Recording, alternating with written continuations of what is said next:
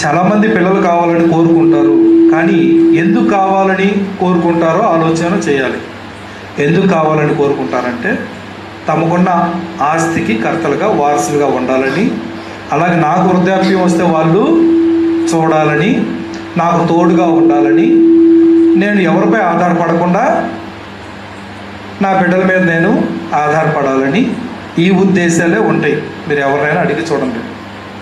ఇంత సంపాదించాను, నా తర్వాత మరి ఎవరు తింటారు, ఎవరు అనుభవిస్తారు, నా పిల్లలే కదా అంటారు. అది తప్పని నేను చెప్పటల్లా, కానీ దేవుని ఉద్దేశం అది కాదు, అది మాత్రమే కాదు. దేవుడు మనకి పిల్లల్ని ఎందుకు ఇస్తున్నాడు? పిల్లలతో ఆడుకుంటానికా? పిల్లల్ని పెంచి పెద్దవారిని చేసి వారి శరీరాన్ని చూసి సంతోషించడానికా? కానే కాదు. దేవుని రాజ్యంలో దేవుని బిడ్డలుగా ఎదగటానికి, దేవుని రాజ్యం